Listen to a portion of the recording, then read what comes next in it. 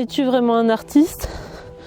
Ou alors, es-tu un artisan ? Existe-t-il différents niveaux entre les artistes ? Est-ce que tu dois être capable d'en faire autant pour juger le travail de quelqu'un ? Voici les questions épineuses auxquelles on va s'attaquer aujourd'hui. Alors il y a énormément de questions et de clichés qui circulent par rapport à l'art. Cette vidéo est inspirée de Cindy Barillet, c'est une artiste animalière dont la pratique n'a pas grand chose à voir avec la mienne. Je te laisserai regarder dans la barre d'infos sa vidéo sur Es-tu vraiment un artiste ? C'est une fille qui donne des conseils plutôt sur la technique de dessin. Elle-même c'est une artiste animalière. Et moi, je suis plutôt dans la vidéo, l'installation, la photographie. Donc justement, je trouvais ça intéressant de te donner mon point de vue, comme on a des visions assez différentes de l'art. Je trouvais ça utile aussi de te donner ma conception de l'art tel que je l'imagine moi, pour qu'on puisse, toi et moi, commencer sur de bonnes bases. Alors, t'as peut-être déjà entendu que ce que tu fais, c'est pas de l'art, que ce que tu fais, c'est nul, que ce que tu fais c'est figuratif, que ça n'est pas imaginatif ou que c'est nul tout simplement. Il y en a qui vont jusque là. C'est tout un tas de jugements qu'on a déjà entendus, que moi aussi on m'a fait par rapport à mon travail, bien que moi je sois pas du tout dans le figuratif et dans l'art réaliste. Et c'est des remarques qui, j'imagine, t'ont beaucoup fait perdre confiance en toi, t'ont fait te remettre en question alors que tu le méritais pas. Tu méritais pas d'être dévalorisé sur ton travail artistique. Tu t'es peut-être presque demandé si l'art c'était fait pour toi. T'as peut-être fini par croire ces personnes-là qui t'ont fait douter de ta propre capacité à faire de l'art. Comme moi, t'as peut-être pas su comment les gérer, t'as peut-être pas su comment répondre à ces personnes. Je pense notamment à ceux qui ont fait les beaux-arts comme moi et qui sont abondamment critiqués sur l'aspect pas assez contemporain de leur travail. Tu t'es mis à douter du fait que tu puisses être un artiste, du fait que ta pratique puisse être intéressante, et tu as peut-être même envisagé d'arrêter ce que tu faisais, d'abandonner l'art à cause de ces critiques-là. Donc déjà, j'ai envie de te dire que ces personnes qui te jugent aussi durement, qui te disent que ce que tu fais, ce n'est pas de l'art, c'est des personnes qui sont foncièrement intolérantes et qui sont très maladroites, voire méchantes, parce que personne n'a le droit de te parler comme ça. Dis-toi bien que tout ça, c'est le reflet d'un manque d'ouverture d'esprit et d'un manque de tolérance, voire d'une impolitesse, parce que dire que le travail de quelqu'un c'est pas de l'art, on a envie de dire tu es qui pour juger de ce qui est de l'art ou pas, Parce que toi comme moi, quand on fait de l'art, on y met tout notre cœur. On n'a pas envie qu'on nous critique, qu'on nous fasse des retours négatifs. Au fond, faut être honnête quand même. Quand on montre son art à des personnes, on s'attend à avoir des critiques positives, à être plutôt reconnu pour ce qu'on fait. C'est assez naturel quand même, je suppose. Tu vas pas faire de l'art pour t'en prendre plein la figure. Enfin, c'est pas du tout ce qu'on cherche à faire. Faut pas se le cacher non plus. Et pour te dire, moi, quand j'étais aux Beaux-Arts, mes 3 premières années, elles ont été extrêmement difficiles parce que c'est pas tout à fait pour les mêmes raisons, mais on comprenait pas mon travail et on trouvait que ce que je faisais c'était nul, c'était inintéressant. Moi, on m'a pas dit que c'était pas de l'art, mais c'est tout comme. Je savais plus comment faire. Je savais pas s'il fallait que je change tout, que je m'en aille de mon école. Quand on avait nos examens de fin de semestre, moi je leur répondais avec agressivité. Je me sentais attaquée dans ma personne, ça allait pas du tout. Et j'ai des amis même qui ont carrément qui sont partis des Beaux-Arts, à qui on a dit que de toute façon leur pratique était pas intéressante et que on leur a pas laissé passer leur diplôme, alors que clairement c'est des gens qui avaient un potentiel créatif indéniable. Et c'est quand même dommage, tu vois, d'en venir là, d'en venir à carrément arrêter les beaux-arts et puis même carrément arrêter leur pratique artistique depuis 10 ans. Moi j'ai des amis qui ont pu toucher un crayon, tu vois, donc je trouve que C'est quand même dommage. Pour ça, j'ai fait une vidéo spéciale, dont je te donnerai le lien si tu veux. Alors pour qu'on soit clair un peu, toi et moi, sur ce qui est de l'art ou de l'artisanat, parce que souvent l'insulte suprême, quand on veut te blesser, on dit ah, t'es pas un artiste, t'es un artisan. Pour s'entendre à peu près sur les caractéristiques de l'artiste et de l'artisan, alors l'artiste, on est à peu près tous d'accord pour dire que c'est quelqu'un qui fait quelque chose de nouveau, d'original, d'unique. Donc il y a la notion d'auteur. Quand on parle d'un auteur, c'est quelque chose qui vient de son imagination, qui vient de sa personne, qui est de sa propre initiative, par exemple. C'est assez rare qu'on commande une œuvre à un artiste, ou alors on lui commande une œuvre, mais on va pas lui dire comment la faire, quoi. Bref. Contrairement à un artisan, où c'est plutôt quelqu'un qui fait des choses qui sont soit des pièces uniques, soit en série. Par exemple, un céramiste, il va faire une série de bols, une série de tasses, et c'est quelqu'un qui travaille plutôt sur commande, à qui on va demander oui, je veux 12 tasses de telle catégorie. Ou par exemple un menuisier, on va lui commander une porte d'entrée, donc comme ça, de telle dimension, avec tel bois. Donc souvent le menuisier vient au domicile de la personne pour prendre les mesures, pour demander à la personne quel bois elle veut pour sa porte d'entrée, et puis ensuite le menuisier la fabrique dans son atelier, et puis après voilà, il installe la porte d'entrée chez son propriétaire. Donc on peut dire que c'est une différence. La conception de l'œuvre d'art, elle dépend pas d'une utilité propre, c'est l'artiste qui conçoit son œuvre, et ensuite il la propose pour qu'on puisse la voir par exemple dans un musée. Mais il n'y a pas forcément d'attente. C'est lui qui prend l'initiative de son œuvre. L'artiste, c'est celui qui conçoit son œuvre indépendamment du spectateur, indépendamment de toute contrainte, en fait. C'est lui qui la conçoit de son propre chef, de sa propre inspiration. Ce qui prime dans une œuvre d'art, c'est surtout ce qu'on appelle le génie. Alors ça, c'est une notion très compliquée à définir. Le génie, c'est ce qui fait que on est bouleversé par une œuvre d'art, qu'on est complètement transporté par elle. Ça, c'est le génie. On va dire que le savoir-faire est une notion importante pour certains artistes, mais elle n'est pas obligatoire, voire elle n'est pas nécessaire pour faire une œuvre d'art. Alors que la principale caractéristique de la réussite d'un projet artisanal sera le savoir-faire, justement. Et souvent, c'est pour ça que les artistes apprennent leur métier en apprentissage quand ils sont jeunes auprès d'autres artisans, parce que le savoir-faire est la donnée la plus importante pour apprécier le résultat d'une œuvre. Donc voilà, pour les définitions objectives, on va dire. Et ensuite, on dira que l'œuvre d'art n'a pas d'utilité, l'œuvre d'art n'est pas nécessaire à la vie, alors que l'objet artisanal en aura une. Voilà, tout ça pour... je donne toutes ces précisions pour pouvoir ensuite discuter sur ces bases-là. Aux personnes qui trouvent que ce que vous faites n'est pas de l'art, je pense qu'il est très intéressant d'analyser quelle est la vision de l'art de la personne qui est en face de vous et quelle est votre vision de l'art. Par exemple, si vous êtes un artiste animalier et que vous parlez avec un galeriste parisien d'art contemporain, c'est sûr que si cette personne vous dit ce que vous faites n'est pas de l'art, ben forcément oui, ça sera pas les mêmes attendus, ça sera pas les mêmes conceptions, ça c'est évident.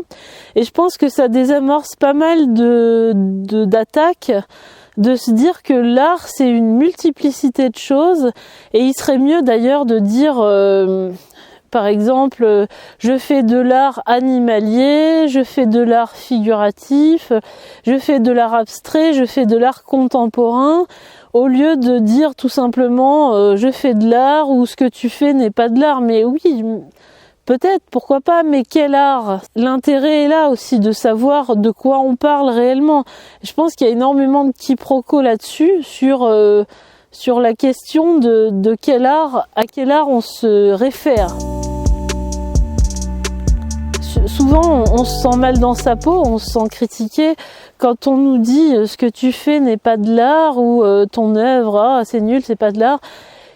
Eh ben, le problème, c'est que comme on a mis de soi dans l'œuvre d'art, donc c'est ce qu'on a vu au préalable, eh ben, on se sent attaqué, on se sent rabaissé, on a l'impression qu'on a quelque chose qui va pas, que notre personne ne convient pas, et qu'il faut tout changer, ou alors on réagit de façon agressive comme je le faisais. Et moi, ce que je comprenais pas quand j'étais aux Beaux-Arts, c'est que ce qu'on jugeait dans mon travail, justement, c'était mon travail, c'était pas moi en fait. Alors évidemment, c'est difficile, les critiques qui sont négatives par rapport à ton art, mais je pense que le plus important, c'est de se dire qu'on n'est pas son travail, qu'on est une personne qui produit un travail à un moment donné, et ce travail est soumis à jugement. Mais ça ne caractérise pas la personne qu'on est. Donc le fait de parler d'artiste incompris, c'est un peu du bullshit. Parce que l'artiste, être artiste, là quand on te juge, qu'on te dit oui t'es pas un artiste, c'est simplement sur ce que tu produis qu'on donne un avis. C'est pas sur ta personnalité à part entière. Ça dédramatise déjà pas mal le truc de se dire on critique mon travail, on critique un élément que j'ai produit à un moment donné, mais on ne critique en aucun cas ma personnalité et on ne remet pas en cause la personne que je suis, l'art que je suis capable de produire. Ça, c'est quelque chose qui m'a aidé moi personnellement à me sortir de tout ça et ne pas considérer que je suis mon œuvre d'art, même si c'est quand même de moi que je mets dedans, mais quand on me dit que ton gâteau est trop cuit, que ton gâteau est raté, c'est juste une fois que tu l'as raté, c'est pas pour toute ta vie en fait. Dans ces cas-là, on juge pas ta personnalité, ta capacité à être artiste, on juge seulement ton travail, juste le fruit de ce que tu as fait, voilà. Ensuite, il y a des gros clichés du genre il est prétentieux de se revendiquer artiste, je ne sais pas dessiner, donc je ne suis pas artiste, ou tu ne sais pas dessiner, tu n'es pas artiste. Il y a différents niveaux entre les artistes. Être artiste, c'est avoir un talent, un don du ciel. L'art, c'est la beauté et l'esthétisme. Et quand on est artiste, il faut travailler, apprendre une technique pour mieux l'oublier après. Être artiste, il n'y a aucun niveau à atteindre. Donc si tu te réfères à la description qu'on a fait en début de vidéo, être artiste n'est pas en rapport avec ton niveau technique. Ce n'est pas parce que tu as atteint un niveau technique que tu es un artiste ou que tu peux te prétendre artiste. En fait, être artiste, c'est juste produire un travail de nature artistique. Et ça n'a rien à voir avec un niveau technique. Et ça n'a rien à voir avec le mérite non plus. Personne ne mérite d'être artiste. On n'est pas artiste au bout de 10 ans de pratique. Il y a des messages un peu mignons que je vois des fois, c'est est-ce que vous pensez que je suis un artiste? Des gens qui m'envoient un Instagram hyper fourni avec des dessins magnifiques, hyper intéressants. Est-ce que tu mérites d'être un artiste? Mais tu es un artiste. Tu es un artiste de fait, puisque tu produis une œuvre d'art. Donc être artiste, c'est pas quelque chose que tu mérites, c'est pas un niveau que tu dois atteindre. Et la variante est vraie aussi, c'est pas parce que tu es un bon technicien que tu es un artiste. Tu es un artiste dans la mesure où tu produis des œuvres d'art, qu'elles soient techniques ou pas, qu'elles soient que tu as un haut niveau technique ou pas. Ce qui fait qu'on se retrouve face à une œuvre d'art, c'est parce que on est vraiment bouleversé par cette œuvre, c'est parce qu'elle nous touche. C'est un chef-d'œuvre, on va dire. C'est ce qu'on appelle le génie, c'est de ce dont on parlait au départ. C'est ce qui fait dire aussi, peut-être un peu maladroitement à certains, que que certains peintres sont mauvais, qui font des croûtes. Mais tout ça, ça n'a pas à voir avec le niveau technique, parce que finalement, un peintre, il peut être très bon techniquement, faire les détails parfaitement, c'est pas pour autant que ça sera un chef-d'œuvre ce qu'il aura fait. Et le fait qu'une œuvre soit géniale, le fait qu'un artiste ait du génie, que l'œuvre soit bouleversante pour le spectateur, ça n'a vraiment pas grand-chose à voir avec le niveau technique, hein. Tu pourras être très bon en peinture et ta peinture n'émeuvra pas forcément le spectateur. Ça n'a rien à voir avec le niveau technique, avec le côté bien réalisé ou non, hein, si on y réfléchit bien. Mais au fond, même si on te traite, même si on dit oui, tu n'es pas un artiste, tu es un artisan, qu'est-ce qu'on en a à faire finalement, puisque on n'a pas besoin de l'assentiment des personnes qui ont une vision différente de l'art de la nôtre. Par exemple, quelqu'un qui aimerait l'art contemporain, qui dit à un artiste réaliste, un artiste figuratif, ce que tu fais, c'est pas de l'art, c'est nul, t'es pas un artiste. Mais du moment que être artiste, ça ne correspond à aucun mérite, tu t'en fous de ces gens-là, puisque tu fais de l'art non pas pour gonfler ton ego, mais pour exprimer ta sensibilité et ta vision du monde. Alors après, il y a le gros cliché, l'argent a depuis longtemps perverti le milieu de l'art. J'ai envie de dire que l'argent a toujours été présent dans l'histoire de l'art, puisque comme tu le sais, l'art n'est pas une denrée indispensable. C'est pas comme une baguette de pain ou une chaise ou une table. L'art n'est pas quelque chose qui est nécessaire à la vie. Donc forcément, c'est toujours quelque chose qui a été considéré comme un luxe auprès déjà des rois, des nobles. Il y avait beaucoup de mécénat à l'époque, de riches, de la bourgeoisie, de l'aristocratie, qui payaient des artistes pour leur faire des œuvres d'art. Acheter une œuvre d'art, c'est plutôt acheter l'appartenance à un milieu social. Par exemple, quand tu achètes une Rolex, tu achètes un certain statut social. Et acheter une œuvre d'art, c'est pas forcément acheter un objet, c'est surtout acheter l'idée de posséder une œuvre d'art. Si tu veux, j'avais un prof quand j'étais aux Beaux-Arts qui avait vendu une œuvre au cours de la FIAC, donc c'est la Foire internationale d'art contemporain, et c'était un tas de confettis noirs qu'il avait appelé terril, donc en référence à la mine. Et donc il avait vendu cette œuvre à un collectionneur, et justement je lui avais demandé mais comment il a fait pour l'emmener, quoi. Parce que si tu veux, les confettis, ils n'étaient pas soudés entre eux. On se demandait est-ce qu'il a pris un sac où il les a tous mis dedans, et à ce compte-là, est-ce que reformer ce terril dans un autre endroit, est-ce que l'œuvre d'art est encore une œuvre d'art, quoi, si tu veux. Est-ce que l'œuvre d'art est intègre quand on la replace à un endroit après l'avoir transportée? C'est toutes des questions que je lui posais. Et il me disait, mais moi je m'en fous.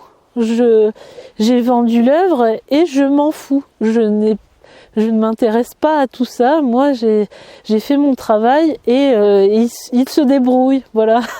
J'avais trouvé ça assez amusant dans l'idée que y a énormément de collectionneurs qui probablement ne connaissent rien à l'art et n'ont pas plus d'intérêt que ça. Ça dépend lesquels, bien sûr, mais l'art est connu vraiment pour quelque chose de luxueux, quelque chose qui se base sur une certaine cote. L'art est beaucoup basé sur la spéculation, si tu veux. C'est pour ça, alors l'idée, oui, le monochrome, c'est une escroquerie. Moi aussi, je peux prendre un balai et puis peindre une toile de 3 mètres par 3 mètres, et puis ça y est, ça fera un monochrome. Et s'il y a des gens qui sont capables de croire un artiste qui dit que ça c'est une œuvre d'art, alors c'est que les gens sont bien naïfs, ils sont voilà, les artistes sont des escrocs. Alors ça c'est un peu le truc classique, tu vois. Par exemple Pierre Soulages qui a fait des tableaux entièrement noirs, ou Malevich qui a fait carré blanc sur fond blanc. En fait, au-delà du fait que qu'un collectionneur il achète le fait de posséder une œuvre d'art, l'artiste de son côté, lui, il vend un concept.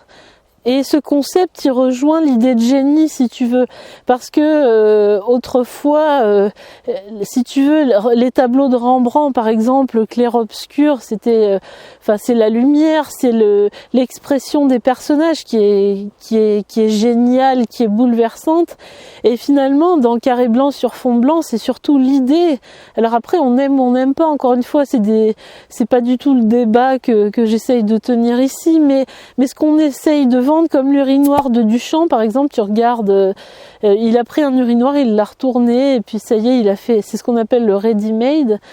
Mais non, c'est pas une escroquerie, on a vendu une idée, on a vendu un concept, et le collectionneur, la personne qui achète une œuvre d'art, elle est aussi contente d'acheter une idée, ça lui plaît aussi d'acheter un artiste aussi finalement, si tu veux. Donc non, c'est pas de l'escroquerie. Et justement, c'est quand on se rapporte à la définition de l'art comme une œuvre bien réalisée, comme une œuvre parfaite techniquement, qu'on retombe sur ces idées du monochrome c'est nul. Techniquement il y a rien forcément, mais si tu veux une œuvre, si aujourd'hui on mettait en vente les Demoiselles d'Avignon de Picasso, si on mettait en vente Impression au soleil levant, de toute façon, c'est exactement la même chose. C'est des œuvres qui seront vendues très cher, non pas parce que on évalue de façon objective la maîtrise technique de l'artiste, et elles sont pas vendues non plus d'après le format, d'après le temps que l'artiste a passé pour les faire. Non, elles sont vendues sur le génie, sur la renommée de l'artiste, c'est vrai, mais aussi sur la spéculation, sur combien quelqu'un est prêt à mettre sur un objet non utile, si tu veux. Donc c'est pour ça, moi je trouve au passage que c'est une grosse erreur que de calculer le prix de ces œuvres d'art sur le temps qu'on y a passé, les matériaux qu'on a utilisés, le niveau qu'on croit avoir, le niveau d'expérience. Non, une œuvre d'art par définition, elle n'a pas de prix. Une œuvre d'art, elle est transcendantale, elle est géniale. Elle n'a pas de comme il n'y a pas d'objectivité en termes d'appréciation de l'art, il peut pas y avoir d'objectivité en termes de prix. Et ensuite, il y a aussi un truc qui m'énerve beaucoup, c'est quand on dit les gens qui critiquent ne sont pas capables d'en faire autant, tu devrais faire la même chose que moi avant de parler, des choses comme ça, mais c'est encore mettre en avant la suprématie du faire. Ou alors encore pire, les gens qui disent oui, l'art c'est une histoire de goût, on peut aimer ou ne pas aimer, c'est vrai, mais ça clôt tout le débat, si tu veux. Pourquoi ? La théorie de l'art, la philosophie, c'est quelque chose qui existe. On peut avoir un propos théorique sur l'art, c'est quelque chose de tout à fait entendable. On n'est pas obligé d'être un peintre réaliste pour critiquer la peinture réaliste. Et on n'est pas obligé de dessiner, de sculpter pour être un critique d'art, pas du tout. Et justement, l'art, c'est un domaine aussi qui est lié aux idées. Il n'y a pas que le bien dessiner, être un bon technicien, bien passer du temps, bien apprendre des techniques. Non, l'art, c'est quand on vend une œuvre d'art, puis aussi quand on va en école d'art, on vend aussi un concept, on vend la réflexion d'un artiste, c'est vendre le génie sous une autre forme. Avant, autrefois, le génie c'était plutôt dans la lumière, dans quelque chose de plus, enfin, comment définir le génie? C'est impossible, mais on va dire que aujourd'hui, le génie de l'art contemporain, il se situe davantage dans le concept que dans la forme, voilà. Alors, il est fort possible que les personnes qui fassent de l'art figuratif soient très critiquées aujourd'hui parce que oui, c'est pas créatif, c'est pas assez conceptuel, c'est pas assez intellectualisé, c'est pas de l'art et compagnie. Mais ce qu'on remarque, malheureusement, c'est que de l'autre côté, c'est exactement la même chose. De l'autre côté, c'est oui, mais en art, il y a des niveaux, il y a différents niveaux entre les artistes. Il faut pratiquer avant de parler. Et il faut apprendre une technique pour mieux l'oublier ensuite. Et moi, je trouve que c'est dommage finalement que l'ouverture d'esprit ne soit pas plus présente et que chacun soit sectaire dans sa vision, voilà. Donc j'espère que mon analyse t'a intéressé et que ce format qui change un peu d'habitude te plaît, te convient, je sais pas. Alors j'attends tes retours avec impatience. Alors si tu me connais pas encore, j'aide les créatifs à surmonter les blocages psychologiques qui les empêchent de créer. Et je leur propose des méthodes basées sur l'intuition créative pour devenir les artistes qu'ils rêvent d'être. Alors je propose à travers un email par semaine des conseils pour être plus créatif et toute mon actualité, les ateliers que j'organise, tous les événements qui sont liés à mon travail dans mes emails. Donc c'est le premier lien en description. Je t'invite à t'abonner à la chaîne et je te dis à la prochaine avec ce paysage. Mais oh là là, c'est magnifique. Salut.